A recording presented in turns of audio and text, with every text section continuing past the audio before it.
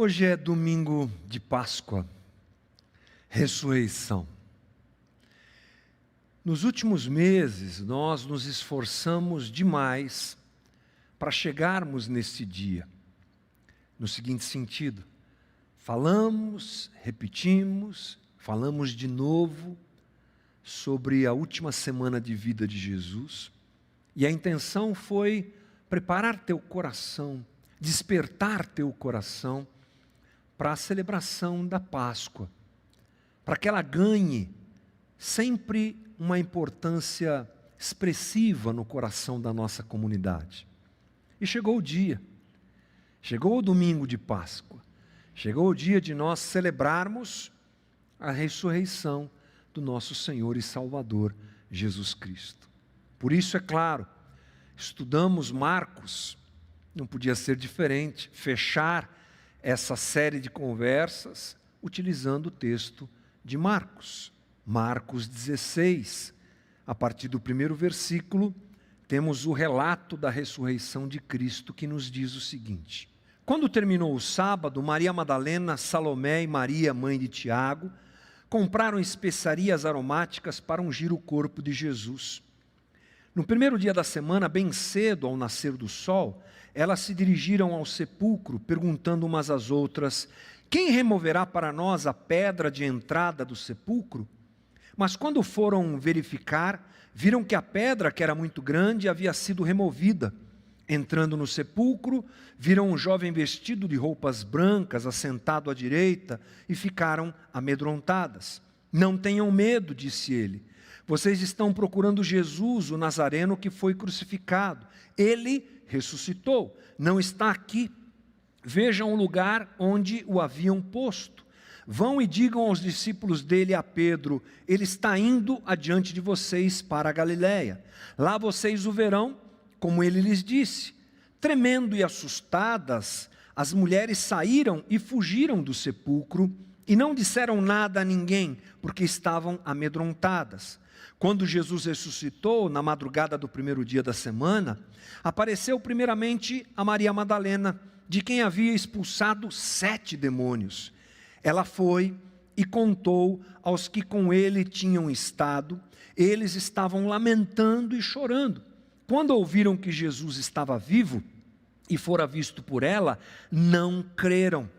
Depois Jesus apareceu noutra forma a 2 deles, estando eles a caminho do campo. Eles voltaram e relataram isso aos outros, mas também nestes eles não creram. Mais tarde Jesus apareceu aos 11, enquanto eles comiam. Censurou-lhes a incredulidade e a dureza de coração, porque não acreditaram nos que o tinham visto depois de ressurreto. O que é que nós temos aqui, gente? Uma descrição sucinta, já que Marcos, ele trabalha sempre assim. Marcos é econômico naquilo que fala, mas nós temos aqui a descrição da ressurreição de Jesus. Há uma cronologia interessante para nós abrirmos a nossa conversa aqui, que deve ser percebida por nós, inclusive nesse texto. Ali no versículo 1 e 2, o que é que nós encontramos? Nós encontramos a descrição da ação das mulheres, que são as primeiras a irem até o sepulcro. Jesus morre na sexta-feira à tarde. Ele é sepultado na própria sexta-feira, antes do pôr do sol. Por quê? Ao pôr do sol se iniciava o Shabá. Sábado, nenhum judeu pode fazer nada, muito menos enterrar alguém. José de Arimateia insiste com as autoridades para que o corpo de Jesus fosse liberado antes da entrada do Shabá, o que é permitido. Ele, que era um homem de influência dentro do círculo político ali, daquela estrutura, ele consegue isso e enterra Jesus na sexta-feira. Nós temos então um sábado de silêncio, com certeza de choro, de angústia para todos os discípulos e para todos aqueles que acompanharam Jesus. O Shabá termina sábado à tarde. Quando o Shabá termina, as mulheres saem, provavelmente nesse dia, para comprarem iguarias. E a ideia delas, a intenção delas era ir até o sepulcro e preparar o corpo de Jesus para a decomposição. Essa era uma prática constante, frequente ali naquela cultura e naquele tempo. E elas compram esse material sábado à noite e domingo de manhã elas vão até o sepulcro e lá tudo isso acontece. O clima é o mais triste possível. O clima é o mais chato possível, é óbvio. Diante de uma situação como essa, a narrativa de Marcos, apesar de econômica, já mostra a todos nós um sentimento de tristeza a todos os envolvidos, e isso é expandido em Mateus, em Lucas e em João. Todo mundo muito triste, todo mundo muito decepcionado, todo mundo muito abalado. Aqueles que seguiam Jesus estavam realmente sem a mínima ideia de que ele ressuscitaria. Essa é uma realidade presente claramente no texto dos evangelistas. Ninguém imaginava que Jesus pudesse ressuscitar. Interessante que ele avisou e falou. Vou ler uma referência, Marcos 8:31. Então ele começou a ensinar-lhes que era necessário que o Filho do Homem sofresse muitas coisas e fosse rejeitado pelos líderes religiosos, pelos chefes dos sacerdotes, pelos mestres da lei, fosse morto e 3 dias depois ressuscitasse. Só em Marcos nós temos 3 conversas desse tipo registradas. Jesus anunciou que ressuscitaria, mas é interessante que esses anúncios a respeito da sua ressurreição se perderam diante do cenário da sua própria morte. Aqueles homens e mulheres, seguidores de Jesus, parece que entraram num vazio.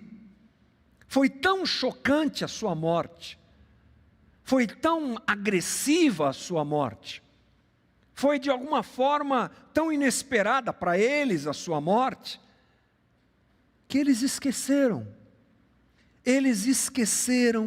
que o Cristo avisou que ressuscitaria. É interessante que na história do relacionamento entre Deus e a humanidade, Deus muitas vezes disse muitas coisas que foram esquecidas pelo homem diante das crises e das dificuldades. Olhando o Antigo Testamento, você encontrará exemplos grandiosos sobre isso. Vamos pensar juntos aqui a respeito da saída do povo de Israel do Egito. Uma história que é imensa, gigantesca, que envolve a disputa de forças entre o faraó, um pseudo e falso Deus, e o Deus de Israel, o Senhor de todas as coisas. E o Deus de Israel realmente trabalha num tempo longo para que o povo de Israel saia do Egito. Aquele pessoal lá no Egito, os judeus que estavam no Egito, você imagina a quantidade de coisas que eles presenciaram. Lembre-se das 10 pragas. Lembre-se das coisas fantásticas e imensas que Deus fez. Esse povo atravessa o Mar Vermelho com os pés enxutos. E eles veem aquela perseguição do faraó e dos seus cavaleiros terminar em vitória. E todo o exército do Egito afogado no mar. Mas sabe o que acontece? Eles saem em caminhada pelo meio do deserto. O que você acha que era o assunto? Qual assunto você acha que tomou conta do coração daquele povo todo enquanto andavam no deserto? Sobre o que você comentaria depois de ter visto e vivido tudo que eles viram e viveram? Rapaz, você lembra como Deus agiu? Você viu? Onde você estava quando aconteceu a primeira praga? Eu estava em casa. E a 10ª praga, meu Deus. O assunto era esse. 3 dias depois, só 3 dias depois, diante de falta de água, eles estavam murmurando. esqueceram o que Deus fez. 3 dias depois. E isso é uma constante na caminhada de Israel no deserto e na própria história de Israel. Nós podemos nos lembrar de Números 15. Deus coloca o povo diante da terra, um pouco mais adiante dessa história do Êxodo. Eles chegam à terra, eles chegam até Canaã. Os espias vão olhar a terra. E mesmo depois de terem vivido tudo o que viveram e estarem diante da terra que mana leite e mel, os espias voltam com um cacho de uva que precisava ser carregado por 2 homens. Você imagina o que é isso? O que abundância é essa? E Deus, tendo feito tudo o que fez, eles não creem. Eles acham que os gigantes são muito grandes. Eles se esquecem. Assim também nós percebemos os discípulos que viram Jesus fazer tudo o que fez e falar tudo o que falou, mas a crise da crucificação endurece o coração daqueles homens e mulheres e afasta deles o sinal da ressurreição, a palavra da ressurreição, a realidade da ressurreição. Aquelas mulheres vão para o túmulo já com a seguinte pergunta: quem vai tirar a pedra para a gente embalsamar e preparar o corpo do nosso Senhor Jesus? Não havia a mínima esperança de ressurreição. E na verdade tudo isso é causado por aquele cenário de morte. A ressurreição do Cristo se perde diante de um cenário terrível como foi o da sua crucificação. E essa é uma lição que nós devemos aprender. A ressurreição de Jesus, uma realidade absoluta para nós cristãos, não pode se perder diante de nenhum cenário. Seja qual for o cenário, eu preciso carregar em mim a certeza: Jesus vive. Seja qual for o cenário, eu preciso carregar em mim a convicção absoluta, que inclusive é a base da minha fé: Cristo vive. Olha o que Paulo diz, 1 Coríntios 15, 14. E se Cristo não ressuscitou, é uma conjectura, uma conversa que Paulo tem com a igreja em Corinto. Ele diz: é inútil a nossa pregação, como também é inútil a fé que vocês têm. Se nós esquecermos da ressurreição, se nós não guardarmos essa realidade em nós, a nossa fé é inútil. Interessante é que Jesus, depois de ressurreto, ele faz questão de deixar isso claro aos seus discípulos. E começa um trabalho de Jesus que dura 40 dias. Sim, ele fica 40 dias aparecendo em alguns momentos, desaparecendo em outros. Ele fica 40 dias com os seus discípulos, para que aqueles homens e mulheres tivessem a convicção: eu estou vivo. Nós não temos tempo, mas você tem nos evangelhos o relato de Jesus se encontrando com Tomé, que estava em dúvida, e essas coisas todas, permitindo que eles tocassem nele, comendo com eles, se relacionando com eles lá na Galileia. Jesus quer deixar claro: eu estou vivo. Veja, por exemplo, Atos capítulo 1, versículo 3. Depois do seu sofrimento, Jesus apresentou-se a eles e deu-lhes muitas provas indiscutíveis de que estava vivo. Apareceu-lhes por um período de 40 dias, falando-lhes acerca do reino de Deus. Jesus deixa claro: eu estou vivo. Interessante que Marcos, ele traça uma linha muito rápida, mas perceptível no texto que nós lemos, onde ele registra o encontro de Jesus com algumas pessoas. As mulheres que foram primeiro no túmulo, depois os discípulos no caminho de Emaús e depois os demais discípulos. A ressurreição é um assunto extenso, é óbvio, é a base da nossa fé, e você tem Paulo discorrendo coisas preciosas e profundas sobre isso. Mas nesta semana fiquei orando, pensando, o que é que eu conversaria com você, pedindo a Jesus que me dirigisse, é claro. E achei por bem pensar junto com você a respeito do impacto da ressurreição de Jesus na vida dessas pessoas que o encontraram vivo e ressurreto. E é sobre isso que eu quero falar com você nesta manhã. Esse impacto, essa ação maravilhosa de uma experiência única que aquelas pessoas tiveram de encontrar Jesus ressurreto. Coisa, obviamente, que nós viveremos, mas é único por conta do momento, né, histórico em que essas pessoas estão inseridas. Vamos pensar rapidamente aqui sobre a primeira pessoa que vê Jesus ressurreto. Quem é? O sumo sacerdote lá do templo? Não. Quem sabe Pilatos, não é? Para que ele se convencesse que Jesus era justo? Não. Nenhuma grande personalidade, nenhuma pessoa muito importante para aquela época, muito pelo contrário. Olha o que Marcos diz em Marcos 16, 9. Quando Jesus ressuscitou, na madrugada do primeiro dia da semana, apareceu primeiramente a Maria Madalena, de quem havia expulsado 7 demônios. Que privilégio foi esse, hein? Dessa mulher conhecida como Maria Madalena. Deixa eu já esclarecer uma coisa para vocês, é que essa mulher frequentemente é ligada à pecadora, descrita lá em Lucas 7, que ungiu os pés de Jesus e secou os seus pés com os seus cabelos. Mas essas não são as mesmas pessoas.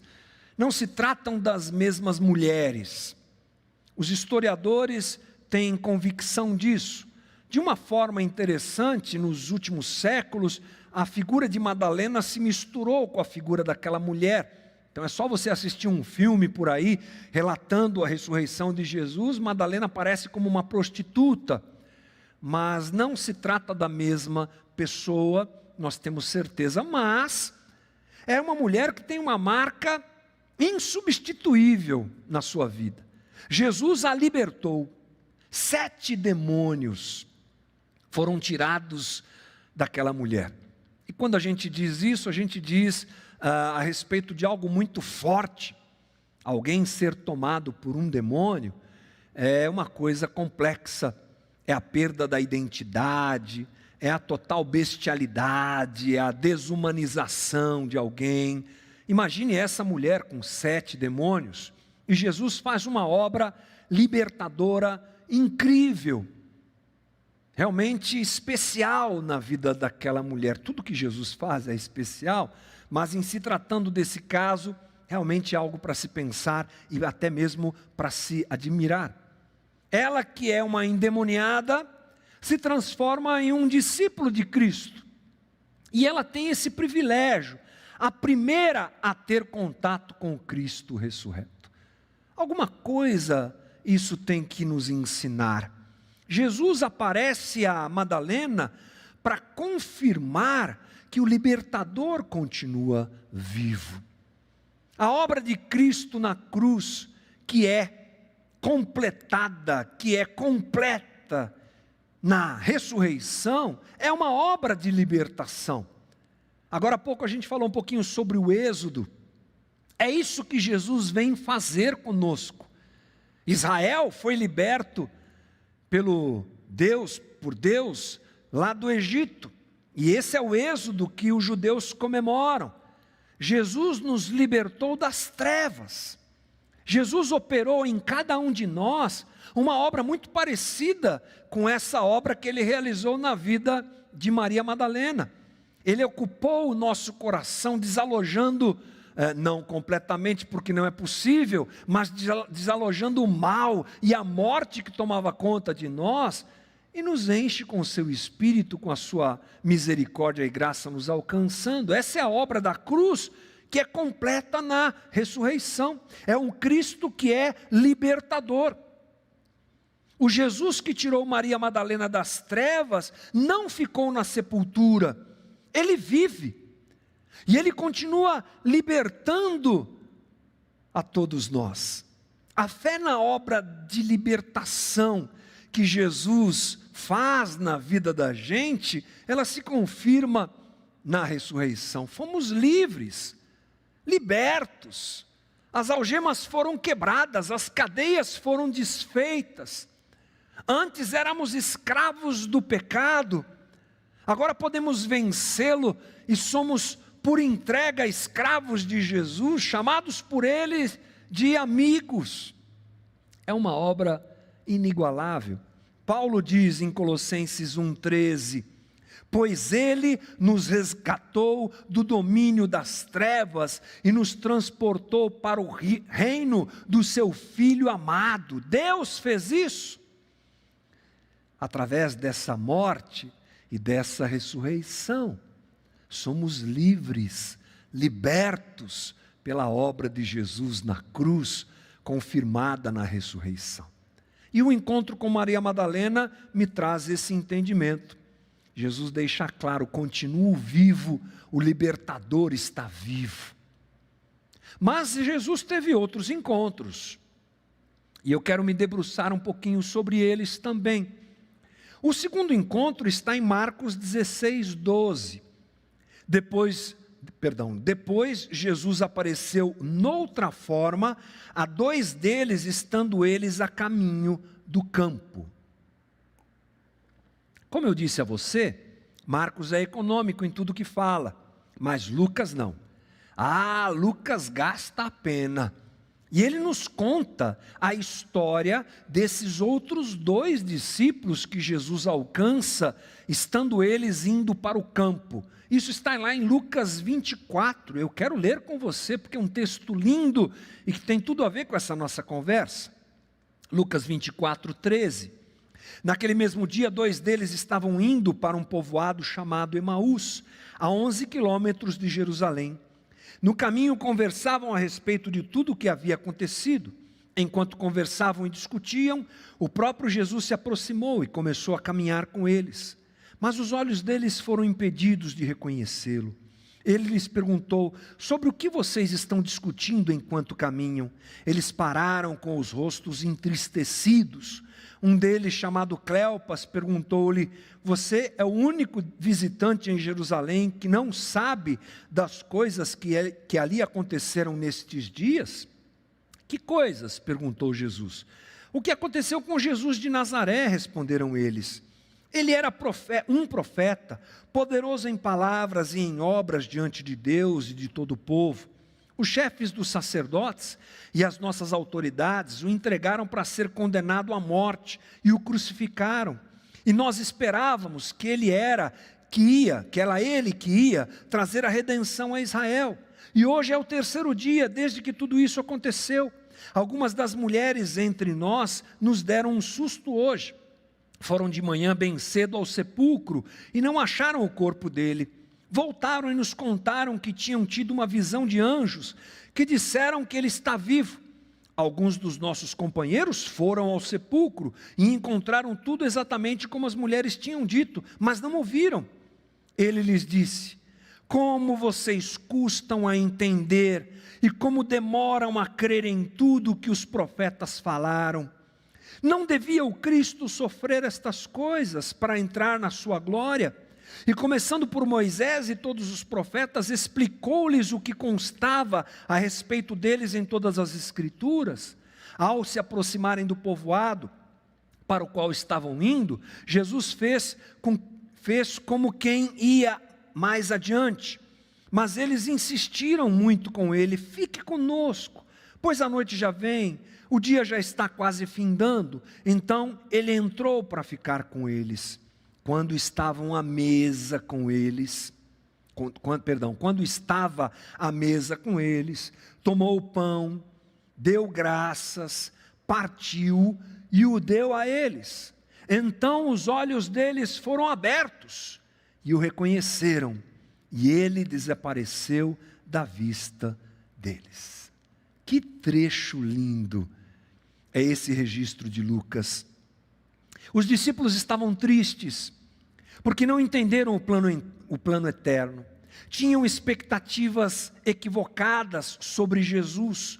Já dissemos aqui muitas vezes, os judeus esperavam um libertador que tiraria a opressão de Roma sobre Israel. Mais um revolucionário, mais um que levantaria um exército, mais um que pegaria em armas para lutar contra o invasor e levar Israel à sua glória. Mas o Cristo não vem para isso. O Cristo vem para morrer. E na sua morte está a vitória. O problema é que eles não entenderam isso. E eles esperavam a redenção. Interessante que aqueles homens estão saindo de Jerusalém, que ficava no alto, e descendo para uma aldeia chamada Emaús. E nesse caminho, Jesus alcança aqueles homens. Ele está ressurreto. O seu corpo não é mais o mesmo. É o que nos espera. O seu corpo é um corpo diferente. Ele entra e sai em ambientes sem que ninguém abra a porta. Mas ao mesmo tempo que ele é diferente nesse sentido, ele é igual, porque ele come com os discípulos. Jesus está transformado. Jesus tem um outro corpo. Aliás, como eu disse, é o que nos espera. E aqueles homens não conseguem reconhecê-lo. Penso que eles não o reconhecem, primeiro pelo fato dele ter um novo corpo, mas também porque estavam tomados ainda pelo cenário da morte, pela frustração de quem esperava alguma coisa que não se cumpriu. Mas Jesus anda com aqueles homens, se intromete na conversa deles, entre aspas aqui o se intromete, e deixa algo muito claro: eu estou vivo. Vocês não entenderam, eu estou vivo. E Jesus deixa claro algo bacana, interessante, eu diria, no mínimo, nesse caminho e nessa conversa com os discípulos.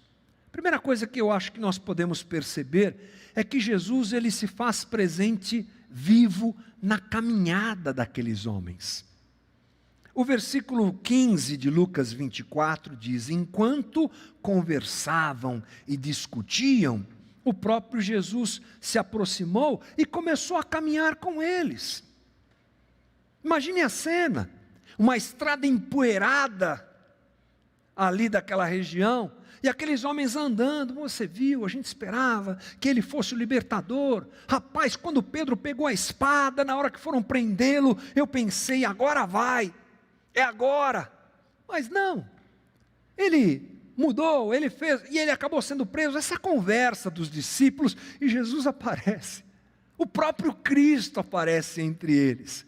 Jesus se intromete na caminhada, digamos assim. Eles nem perceberam que Jesus está ali, não é interessante? Mas quem estava ali? O Cristo ressurreto. Na normalidade da vida, o Cristo está conosco. Às vezes ficamos procurando onde está Jesus.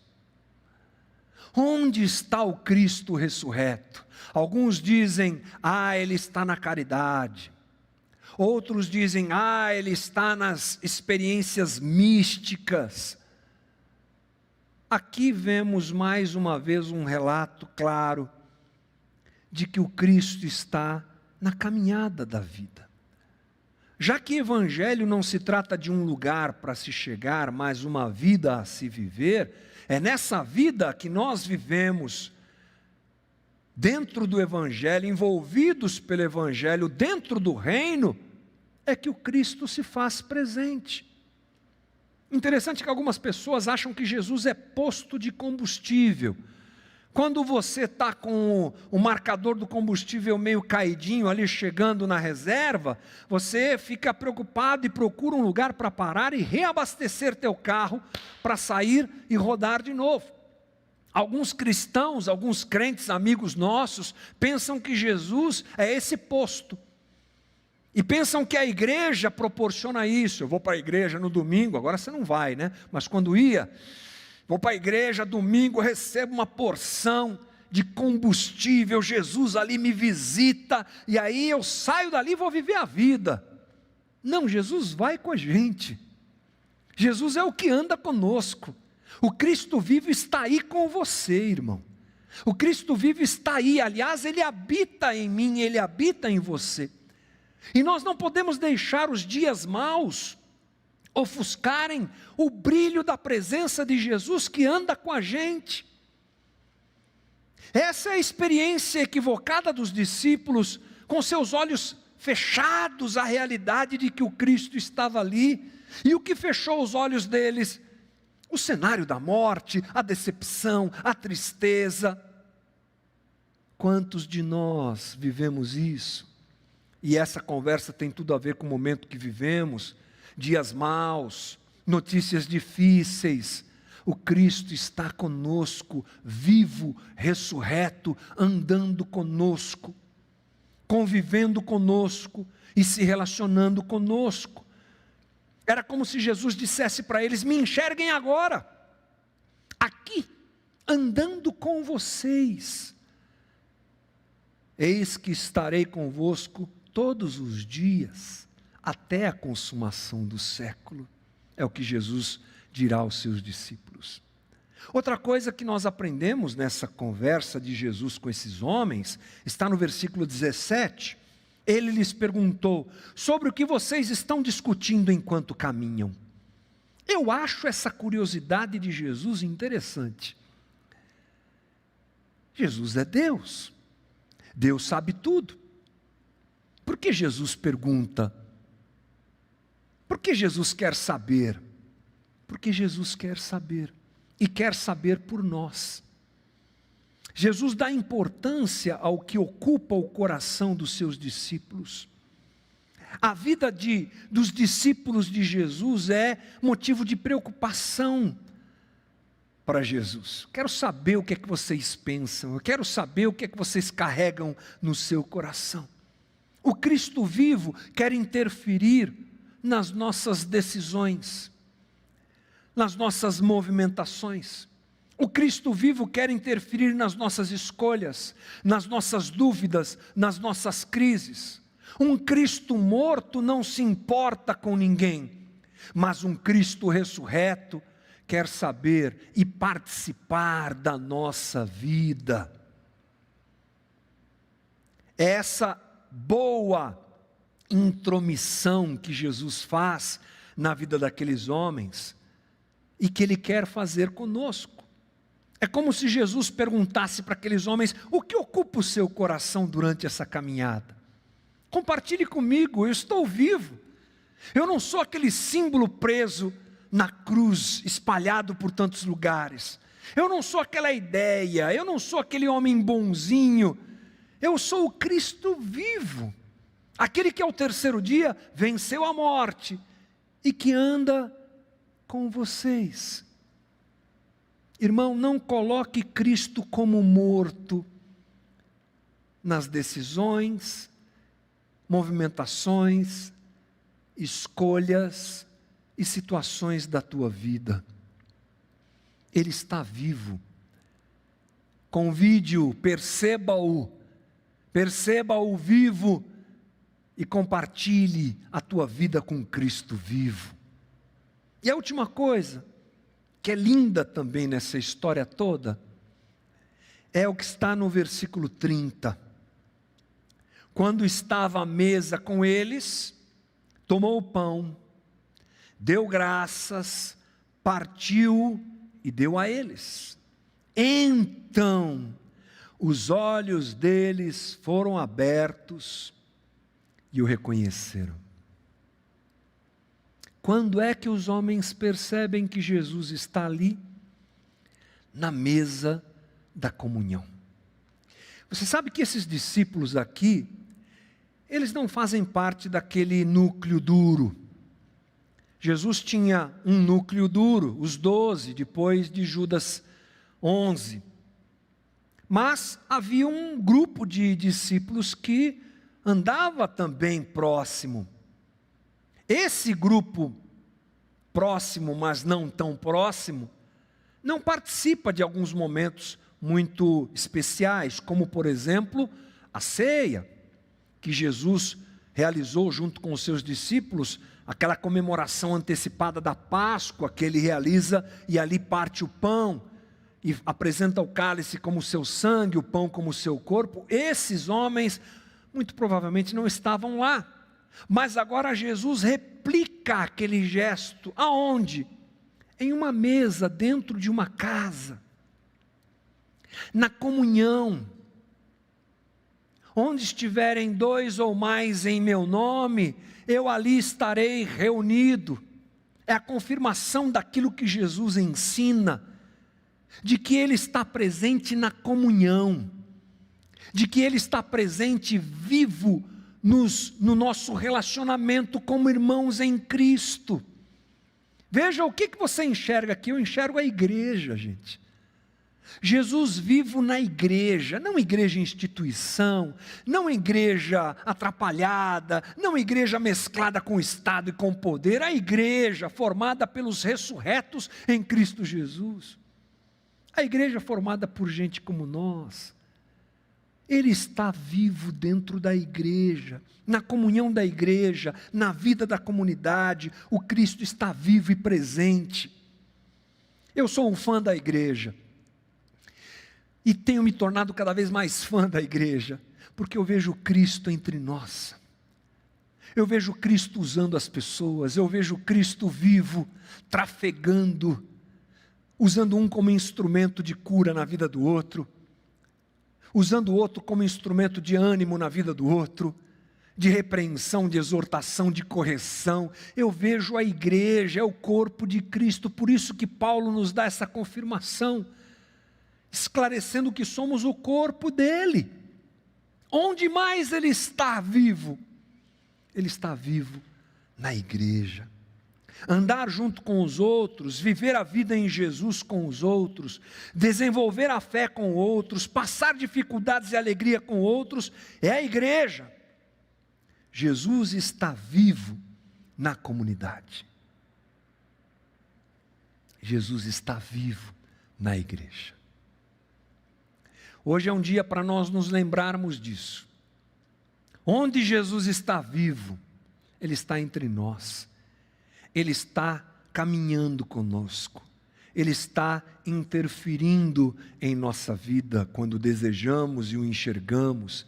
Ele está agindo, libertando cada um de nós. Ele está entre nós, Ele está vivo. A Páscoa para o judeu é a celebração do Êxodo. É a saída do Egito. Mas, para o cristão, é a celebração da obra completa de Cristo, que ao terceiro dia venceu a morte e ressuscitou.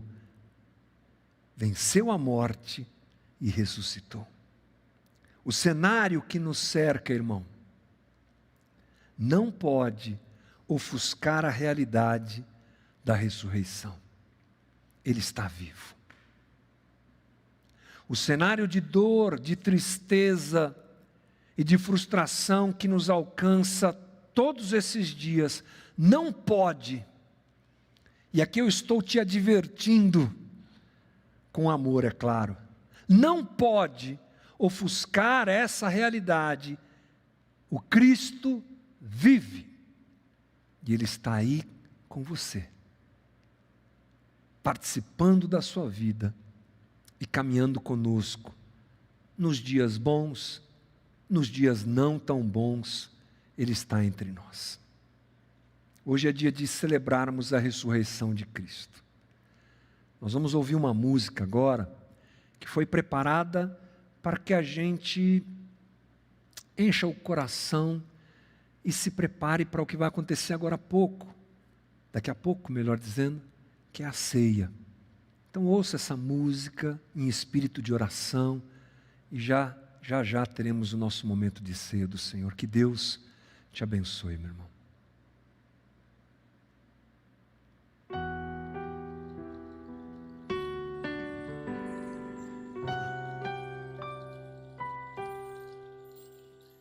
O Rei dos Reis vestido em glória, homem se fez por nós. O grande Deus do alto céu desceu para nos resgatar.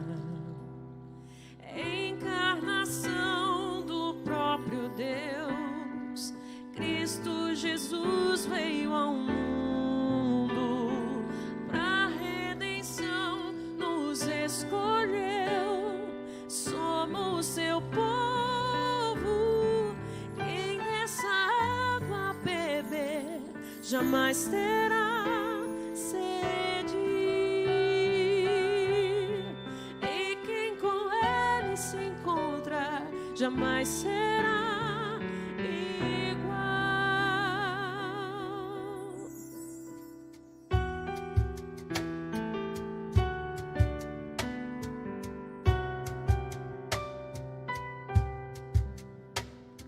O Rei dos Reis, vestido em glória, homem se fez por nós. O grande Deus do alto céu desceu para nos resgatar. Encarnação do próprio Deus, Cristo Jesus veio ao mundo.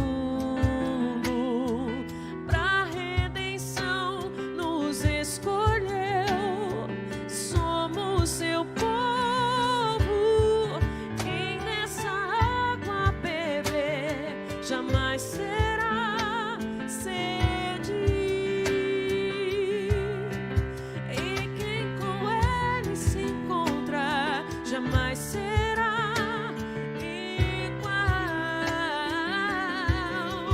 Quem dessa água beber jamais terá sede, e quem com ele se encontra jamais será igual.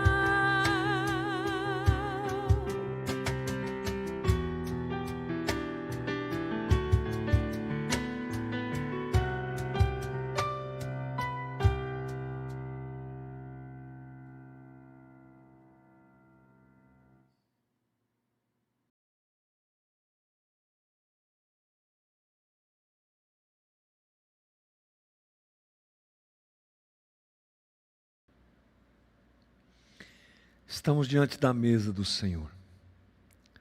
A mesa que tem como causa, por motivo, eu e você. A mesa que nos é dada para celebrar aquilo que Jesus fez na cruz, consolidado, é claro, na ressurreição. Ouvindo a Sharon cantar agora, me lembrei do texto que lemos, da história de Maria Madalena, da história dos discípulos que foram transformados e nunca mais foram as mesmas pessoas. Quem se encontra com o Cristo ressurreto não é mais a mesma pessoa, é nova criação. Se transforma e é transformado nessa relação que é única e realmente sobrenatural, diria eu. Jesus, naquele dia, junto com aqueles 2 discípulos mais desgarrados, digamos assim, celebrou junto com eles naquela mesa um momento da Eucaristia, como a tradição cristã chama a ceia. E eu quero te convidar a celebrar essa cerimônia tão importante para nós, com a certeza de que o Cristo que morreu está vivo. Com a certeza de que Ele está vivo. Com a certeza de que Ele cuida de nós. Com a certeza que Ele nos liberta. Com a certeza de que Ele anda conosco nos caminhos da vida. Com a certeza de que Ele se preocupa e quer participar das minhas decisões e da minha vida. com a certeza de que Ele está vivo e entre nós. Junto aos seus discípulos, Jesus tomou o pão,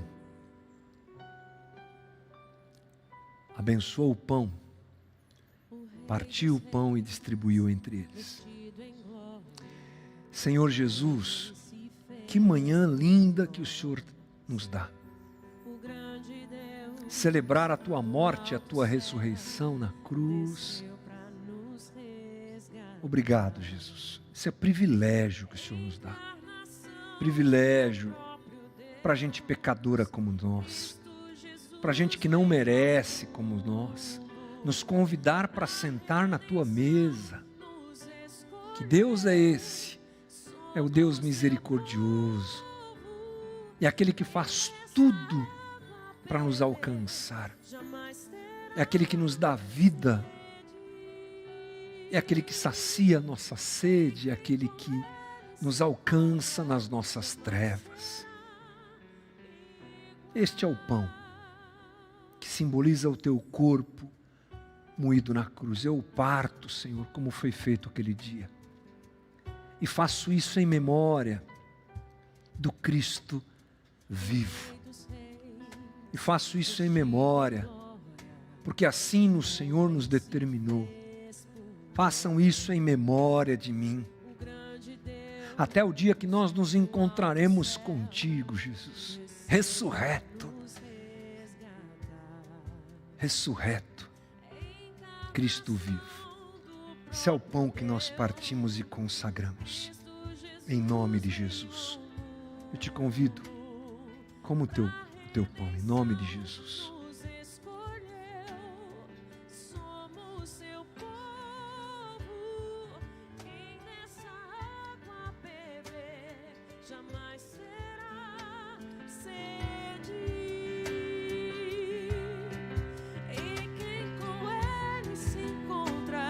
Jamais será igual. Quem dessa água beber, Aleluia. jamais terá sede. E o cálice, o símbolo da nova aliança no meu sangue. O Cristo vivo, o Senhor da nossa vida, que derramou o seu sangue por nós. Quando a nossa comunidade funcionava de forma presencial, eu sempre estimulava as pessoas presentes aqui a brindarem com os seus irmãos ao lado.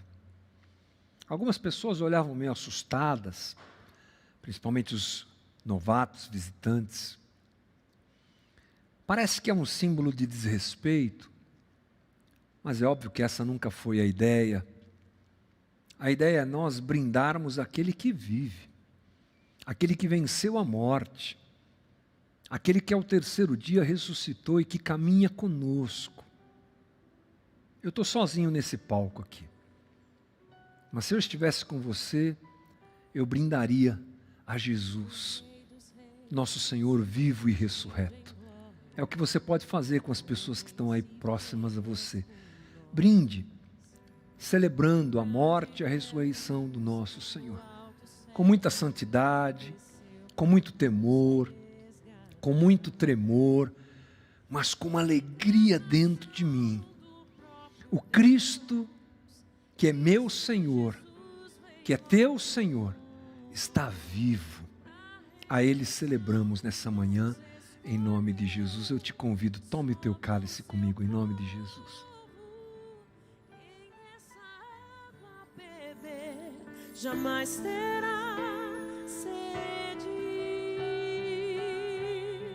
e quem com Ele se encontra. Querido Jesus, obrigado por essa manhã. A Tua palavra que nos alimenta, a Tua palavra que nos confronta, a Tua palavra que nos corrige, a Tua palavra que nos abençoa. Obrigado por essa manhã linda. Guarda o nosso coração no meio desse sofrimento todo, Senhor. E não nos deixa perder a expectativa. O Cristo está vivo. Que levemos isso para caminharmos nesta semana. Que levemos isso da maneira como podemos aos que estão enfermos e que eles saibam, Cristo está vivo.